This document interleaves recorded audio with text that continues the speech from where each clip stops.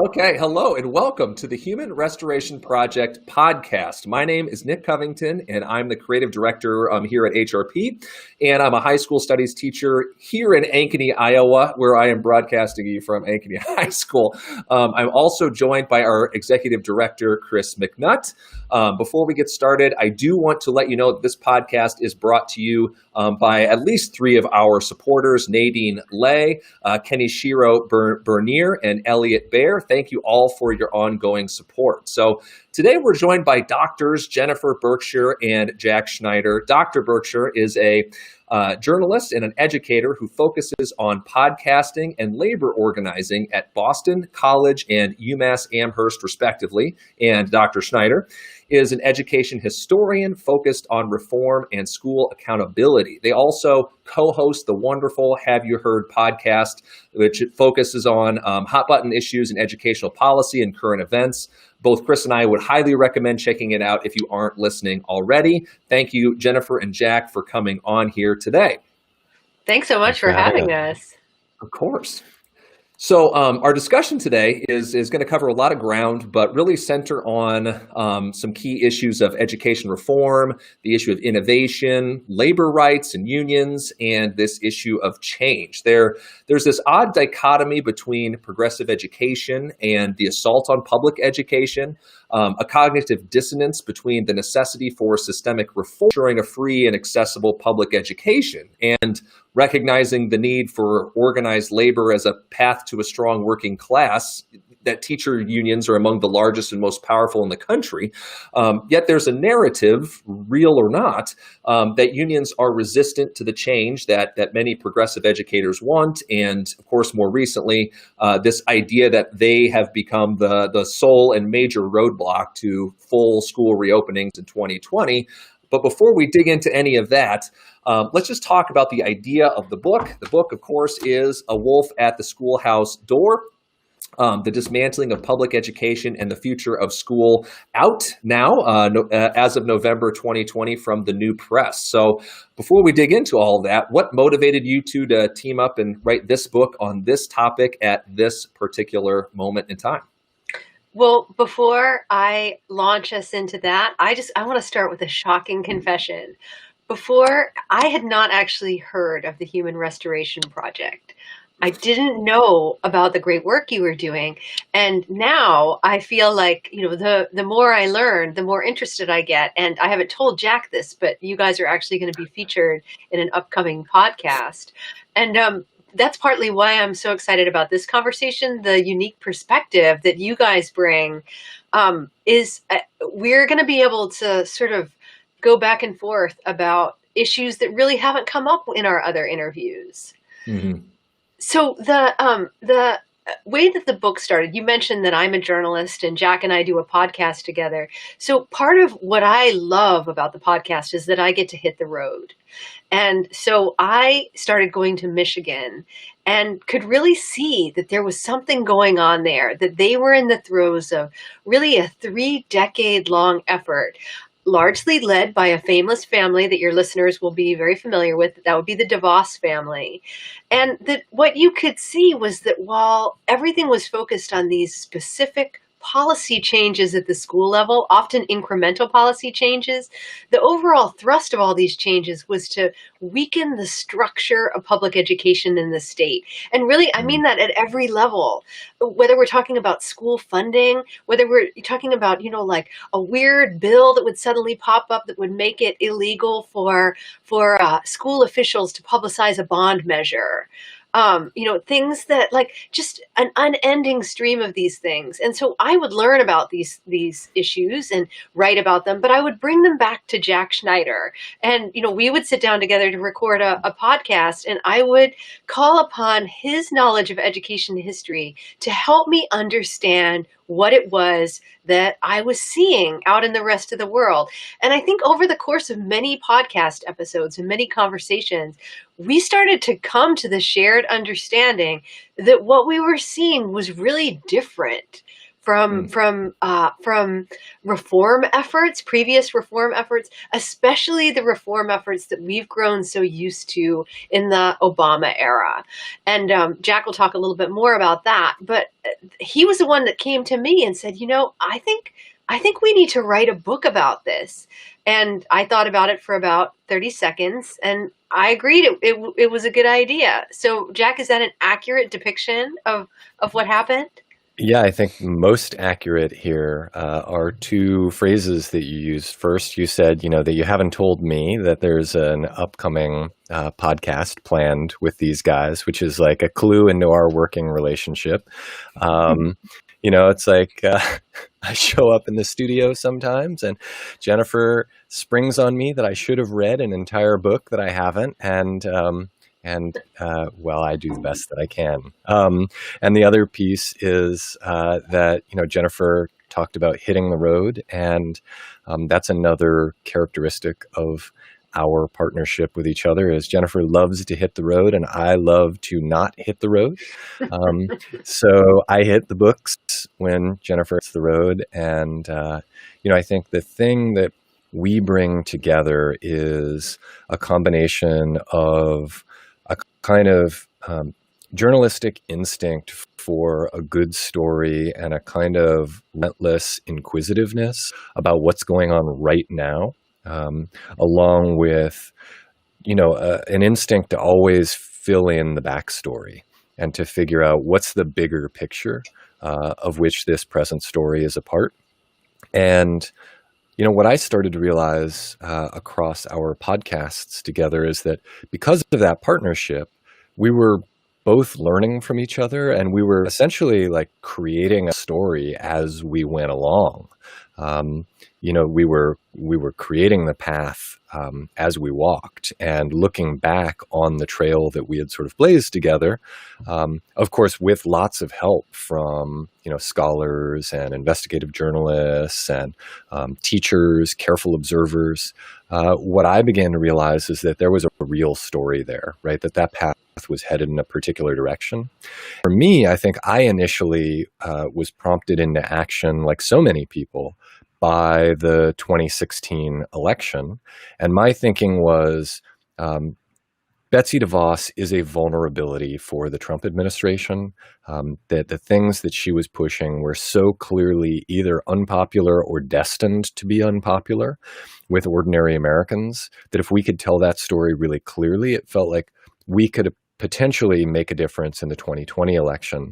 And what ended up happening is that as we worked on the book, I think what we both realized is that it wasn't a story about DeVos. It in fact wasn't a federal story after all.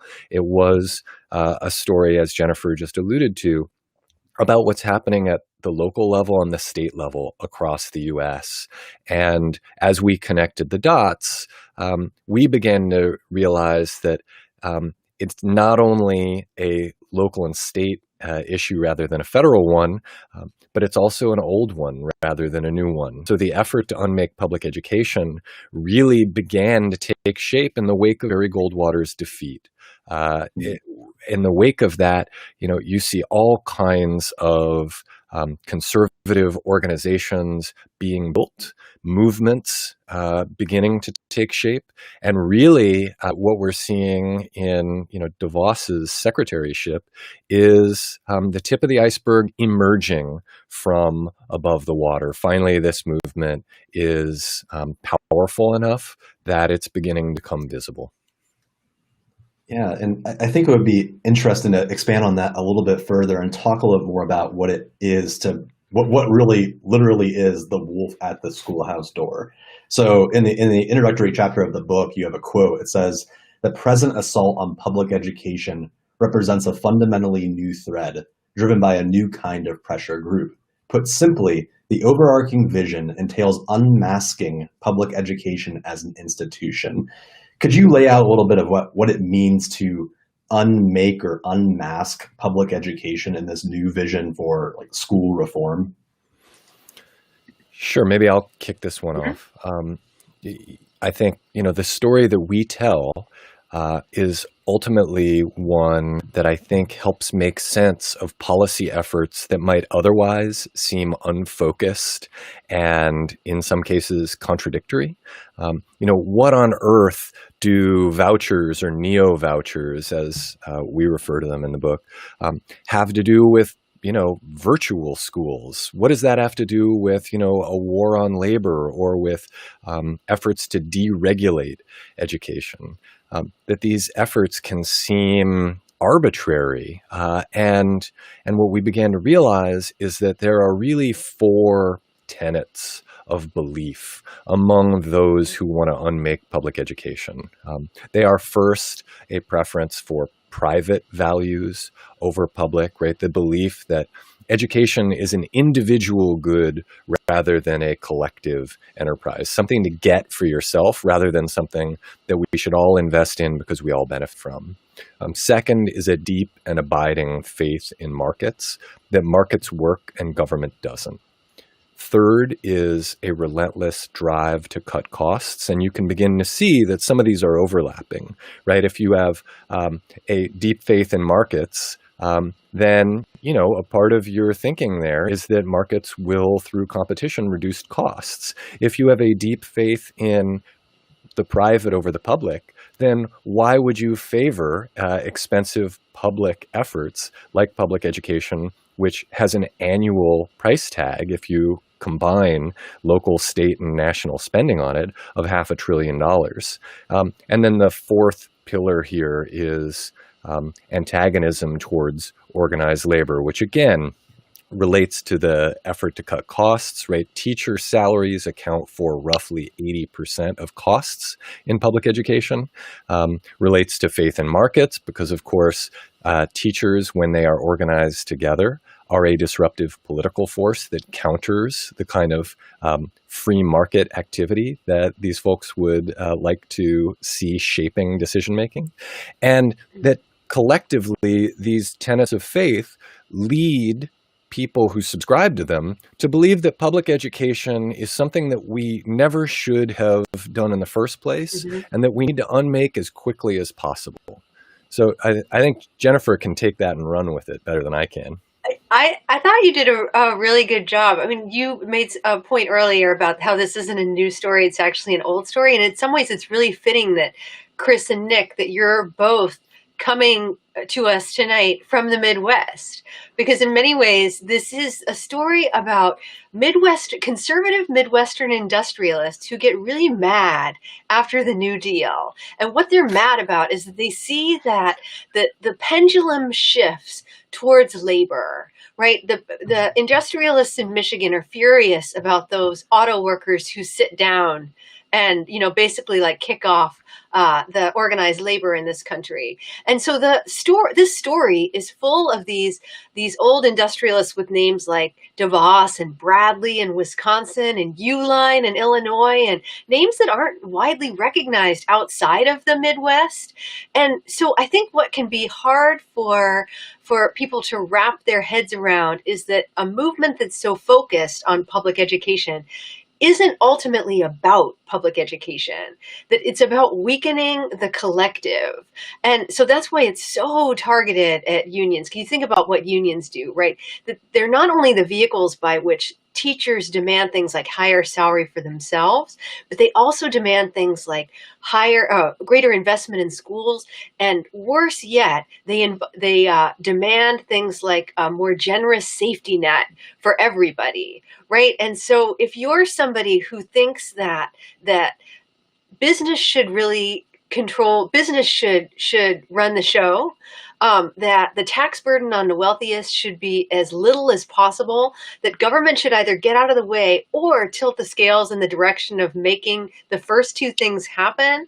Anything that enables a group of people to come together and make collective demand is your enemy. And you think about what schools do, right? That's where, by their very nature, kids go to a school and the teacher is supposed to raise their sights. They're supposed to, encourage them to believe that they can be more, right? And so if your goal is to shrink people's expectations, you can see exactly why they would be opposed to schools. The way we fund them is more redistributionist than a lot of the other things we do in our culture. Even though, I'm sure all of us would like to see school funding be far more redistributionist. And so I think that the so much of this is focused on school policy, but ultimately the goal is to get us to think of ourselves as consumers in a marketplace, ideally an unregulated marketplace, and to function in the most atomized way possible. It's a pretty bleak vision, and what we try to do in the book is to lay out how these sort of specific policies around school relate to this larger vision.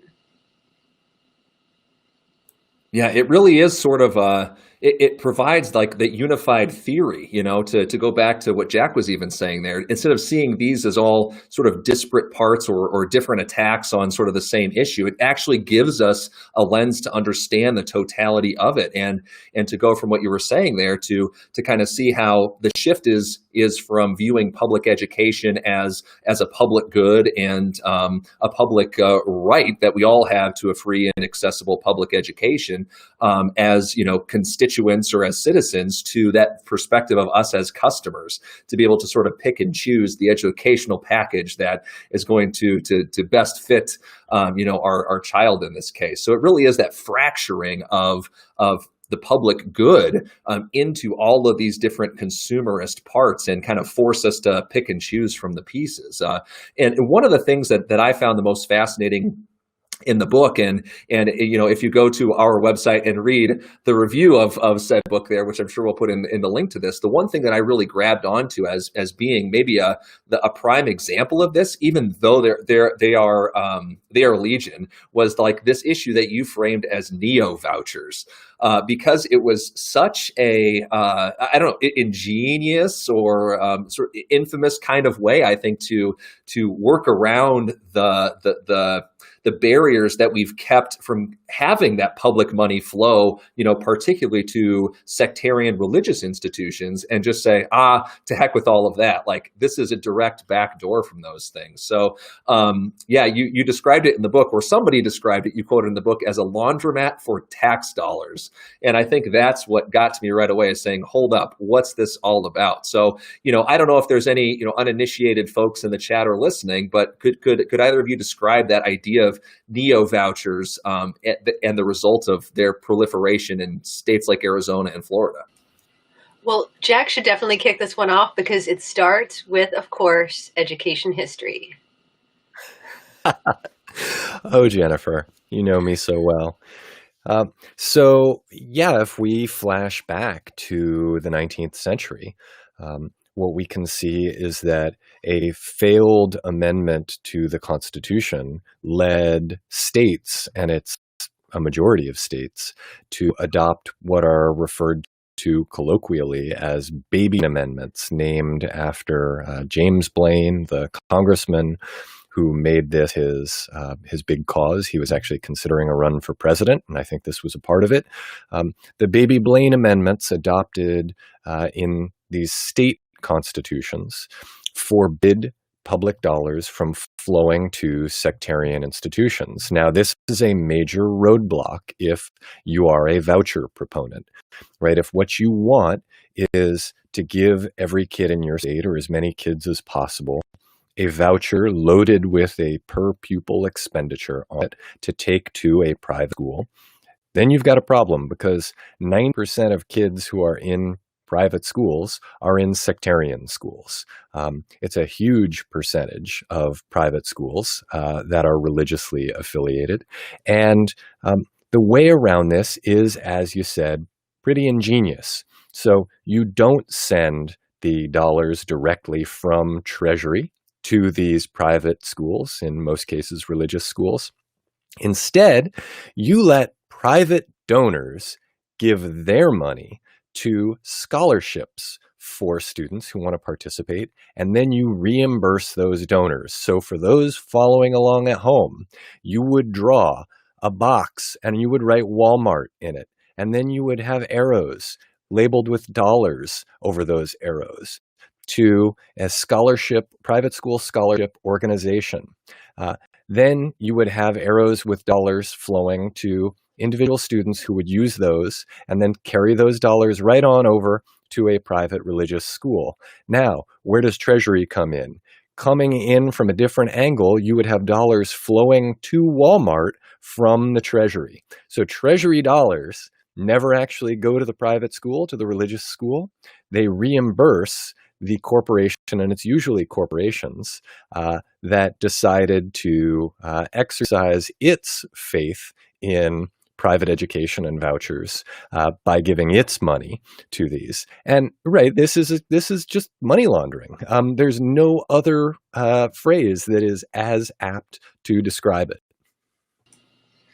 Another big part of the reason why they had to come up with this elaborate workaround was that whenever the public is given the chance to vote on whether public dollars should go to religious schools, they vote it down overwhelmingly, including in Arizona just a couple of years ago. This remains a deeply unpopular idea. And so that's, come up with this sort of convoluted system and make it about tax credit scholarships. And suddenly, it's a feel-good thing. The other thing that's really happened is that over the past couple decades, the Supreme Court has gotten increasingly friendly to the idea that we don't really need a separation between church and state. So, for example, over the summer, there was a ruling about school vouchers in Montana. And it's just one of a whole string of court cases that are coming down the pike to keep expanding the terrain on which religious institutions can claim public dollars, but still continue to function as religious institutions. So just before the election, the Supreme Court heard a case that really doesn't have anything to do with education per se, but will have profound implications for it, about a Catholic adoption agency, a foster care agency in Philly, that wanted to take public money but wouldn't place foster kids with gay couples, right? And so they're arguing basically that the city is discriminating against them by not allowing them to take the contract. So the court seems very amenable to that view. So you can see how this would play out, right? So like a school like the one that Amy Coney Barrett sat on their board in Indiana, it was a school where you couldn't attend if your parents weren't married. Right? So that's a school that takes voucher money in Indiana, which is already kind of questionable.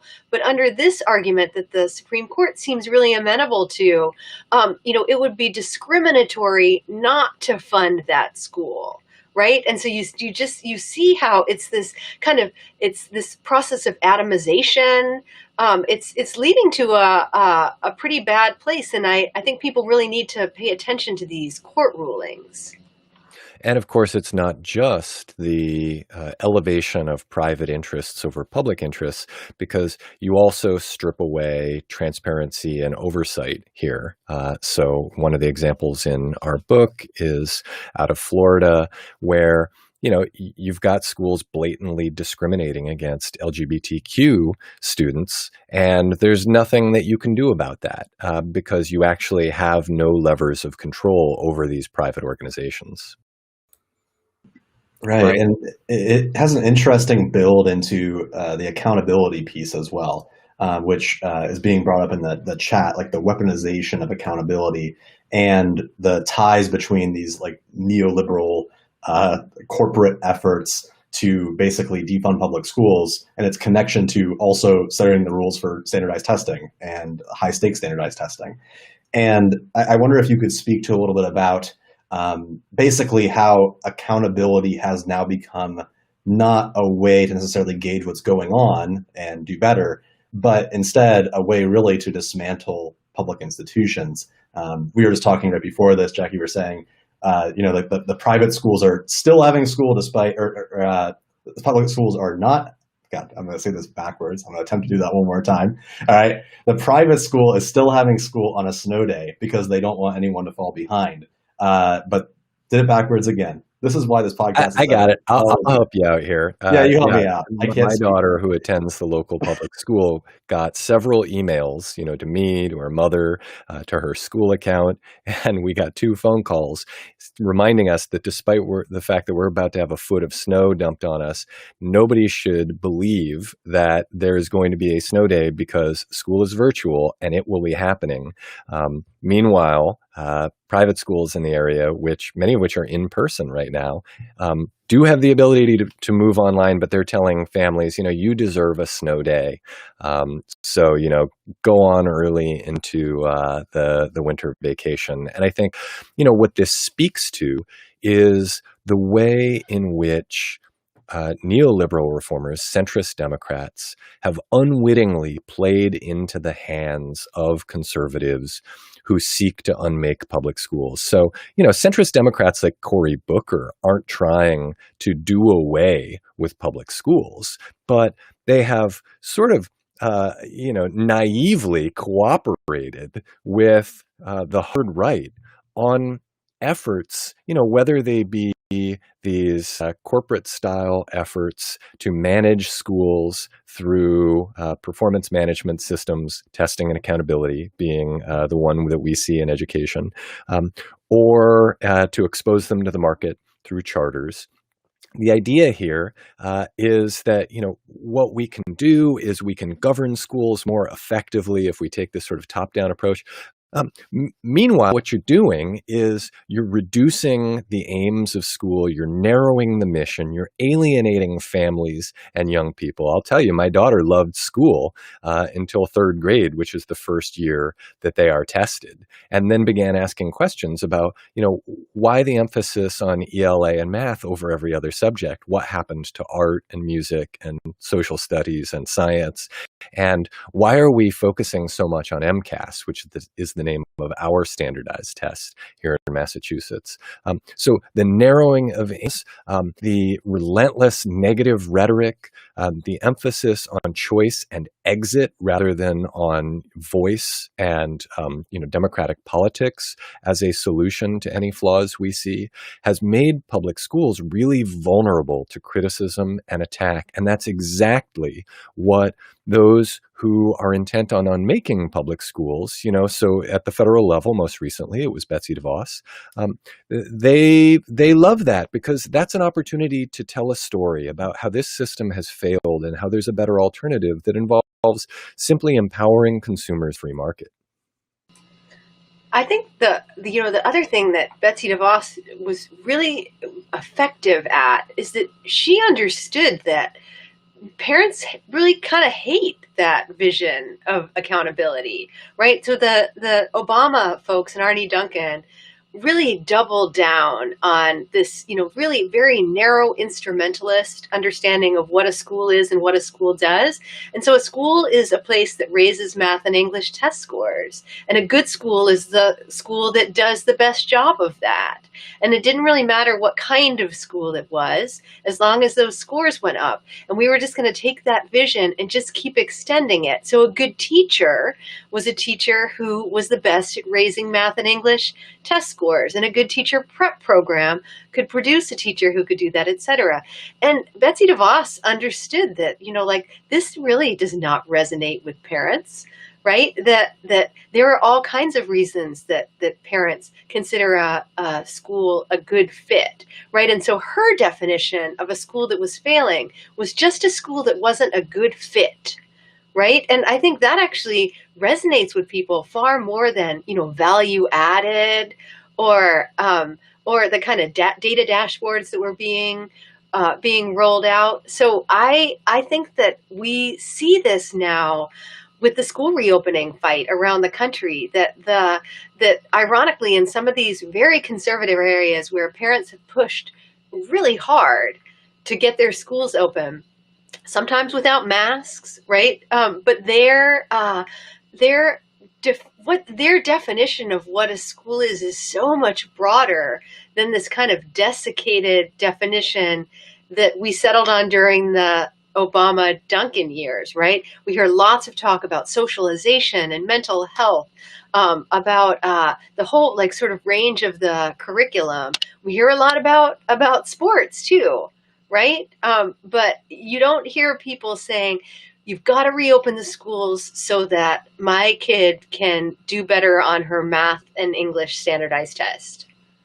And of course, that's why my daughter's school will be open on the snow day, right, to prevent learning loss, because there will be testing this year, we've been told. So, the school has an interest in cramming as much content into kids as they can, regardless of, the kinds of decisions they might make in a different policy context. It's absolutely heartbreaking too to think about that narrowness of the purpose of education, and of course then the measurements that we've talked about, that the chat's talking about here too. Karen mentions over here like the need for a better, broader definition of what effective schools first, right? But then successful schools and students. And while you were talking, Jennifer, too, I thought back about Jonathan Kozol and how he sort of plays off these ideas of the desiccated curriculum opportunities are ones that would never fly in the wealthy suburban public schools, but those are the ones that the high accountability regime of what we would consider like the liberal era of Arne Duncan and Barack Obama would have gotten us, the race to the top, et cetera, after even I don't know about SS so much, but in the wake of No Child Left Behind, certainly like that's the regime that we ended up getting. So many good questions floating around here too. So I think what I want to maybe shift gears towards is let's kind of like live in the unmaking world for a minute, and imagine that there are some people listening to us who might be amenable to that notion, or even just questioning like, why would that be such a bad thing? I mean, we talked about how the private school infrastructure can maybe pick and choose students that the public school infrastructure either is required to take, that their special needs, or they might have behavioral problems that would keep them out of private schools, or they can just pick and choose because you have to sign a faith statement to join this Catholic school or this other one. But like, let's imagine for a second here, that we recognize the need for change within our education system, and like the things that we're talking about kind of speak to that need too. Inequitable outcomes, outmoded curricula, grading and assessment practices, whether we want to talk about issues of police in schools too, the over-policing of bodies and, increasingly of minds through proctorio and some of those other things too that we've talked about at HRP.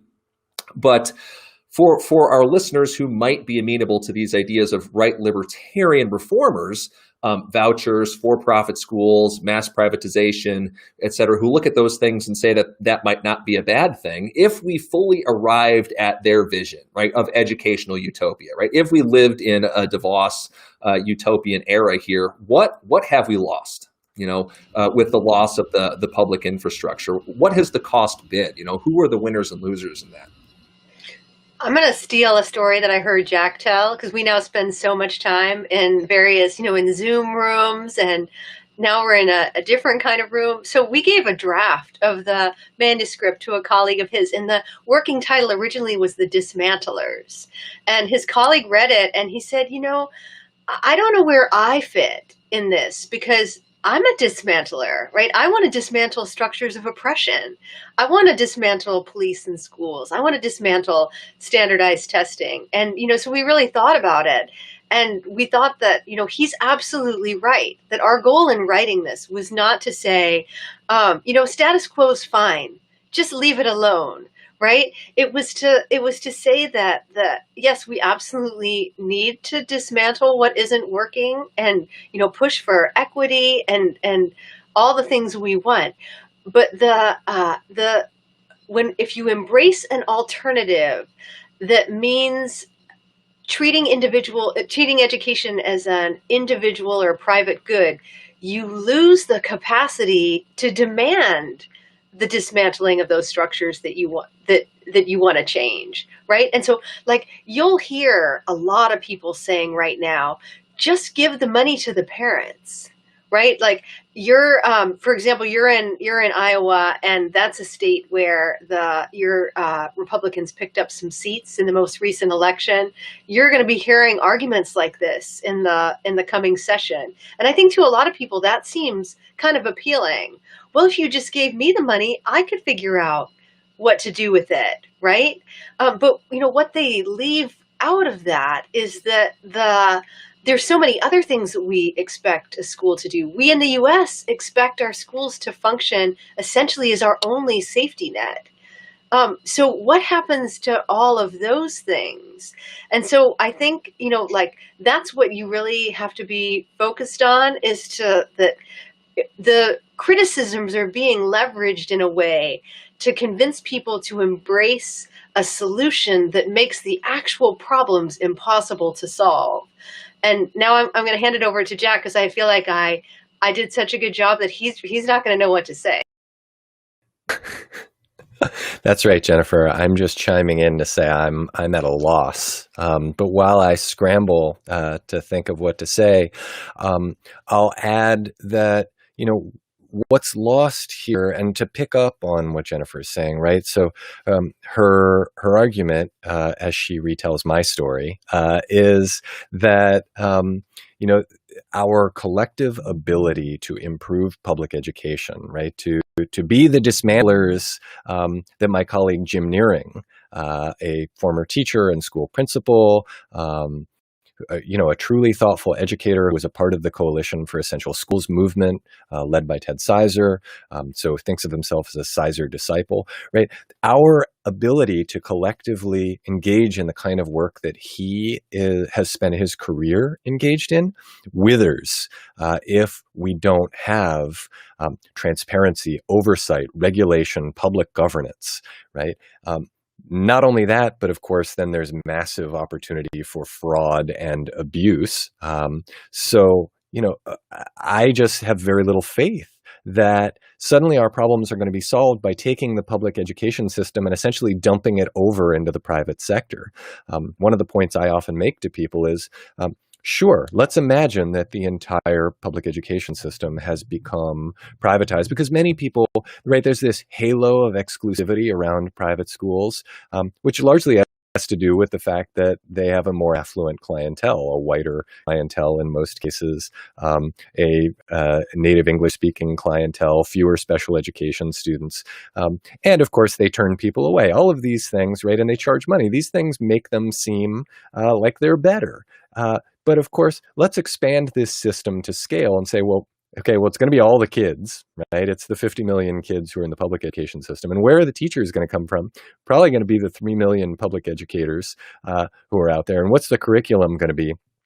Well, private schools tend to not teach that differently, except for the fringy ones, than their public school counterparts. So, same teachers, same kids, same curriculum. We're probably going to leverage the existing infrastructure, same buildings, right? It's just minus the existing transparency, oversight, regulation, and public governance. The last point that I want to make is one of you, I think, teaches economics. Is that right? Teaches an economics class? Okay, right. So yes, that's me. Great. So then opportunity cost is something that your students will be familiar with. So let's think about what's the opportunity cost here. So as we spend all of this energy, right, all of this time, effort, and energy unmaking the public system, what are we not spending our time, effort, and energy on? So let's imagine we spend, tremendous human and economic resources to unmake the system. Are we going to be better off than if we had spent those same human and economic resources on strengthening the system? I think the answer is obvious. Yeah, and I think that Jennifer, do you want to add something before I continue? All right. So I was just going to bring in that it seems like the space to really organize and fight back against these policies and to get to a space where we can demand reform that is meaningful is, in one hand, by incorporating more teachers' unions. However, there is a perception that teachers' unions actually fight back against the progressive changes that you all are talking about, that they are the ones that are holding everything up. And I think that that just kind of goes hand in hand with how teachers have been viewed since really the spring, where you have people like Corey DeAngelis or Ben Shapiro, Dave Rubin, et cetera, really using this terminology of, take your money, give everybody vouchers, go to the private school, teachers' unions are destroying schools, et cetera, et cetera. Is there like this tension between unionization and education reform and all the things that you're talking about? Does that exist? First off, more so now than ever, and why would you attribute to that?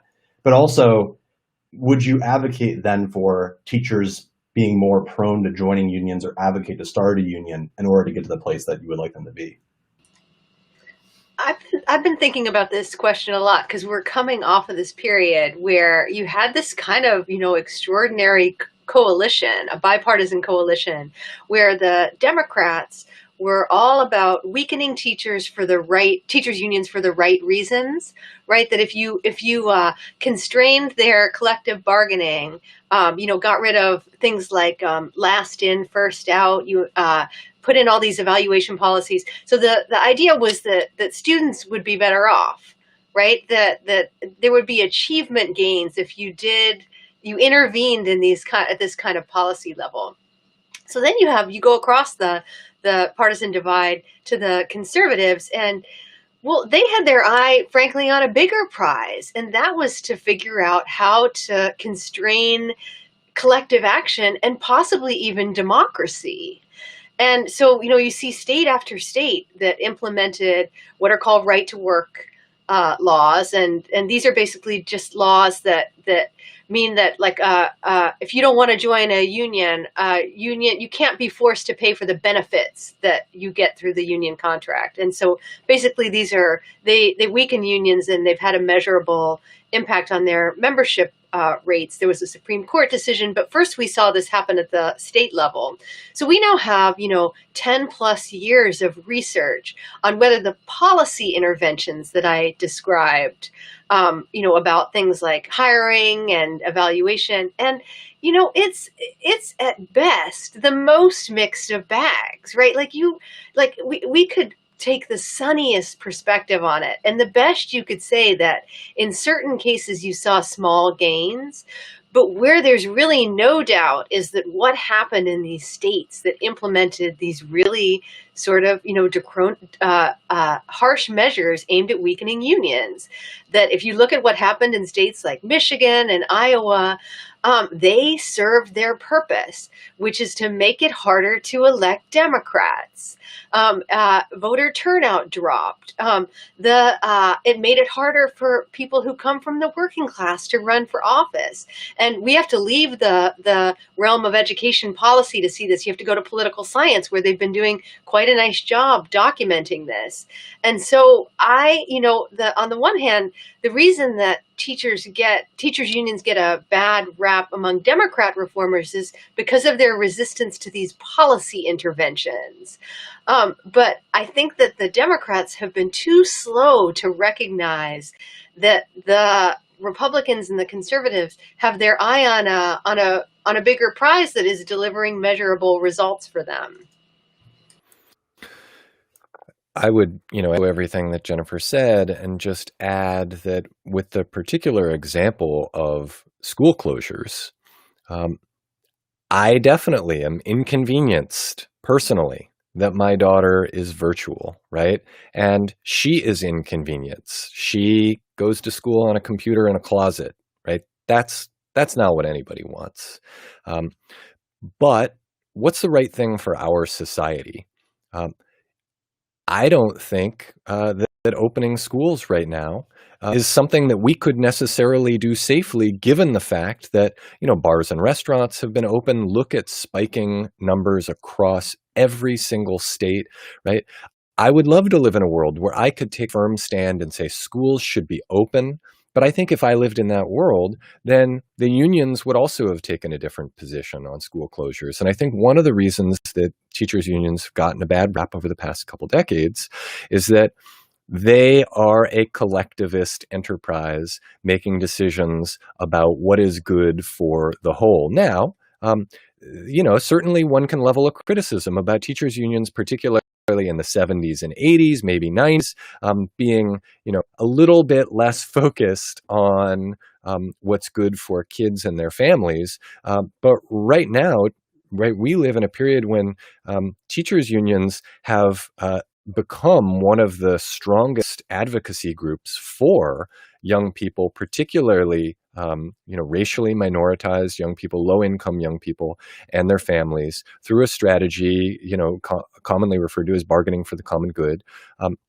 Doing a lot there in terms of advancing the kind of aims that would not get advanced if each of us were pursuing our own individual self-interest. If I were pursuing my own individual self-interest, yeah, my kid would be in school right now.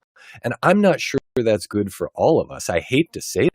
I'm not sure. And I think that, that's where we have to come down on some of this stuff, is to say, maybe what we need is a little bit more conversation and deliberation, which of course is not something that either centrist Democrats, right, neoliberals, or, right libertarians are particularly engaged in, right?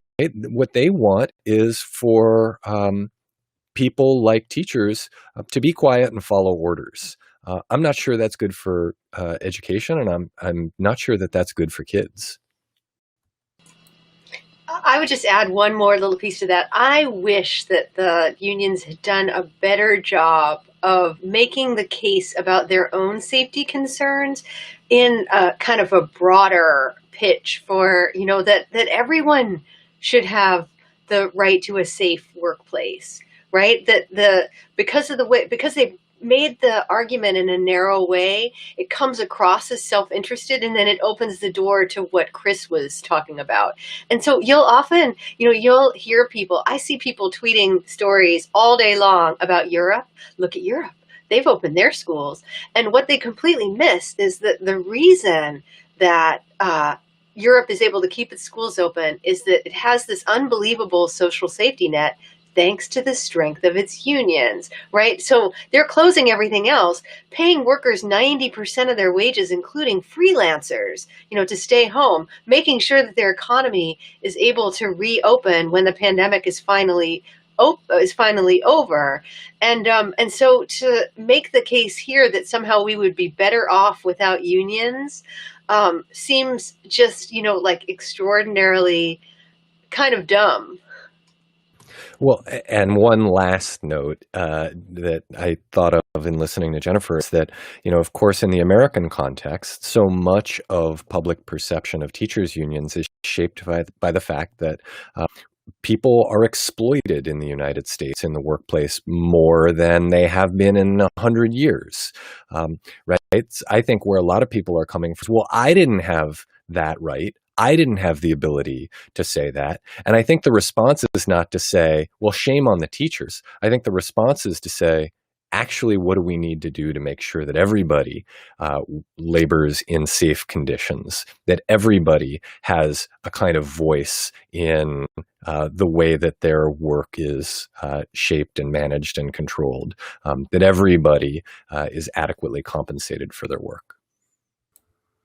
Amen to that. So I think that's a perfect place to sort of wrap up the conversation. It's interesting, right? If we think about the notion of labor solidarity as being a net benefit, not just say to teachers, but those brothers and sisters in labor too, who might be part of restaurant unions or other public and private employee unions to electrical workers, like across the board.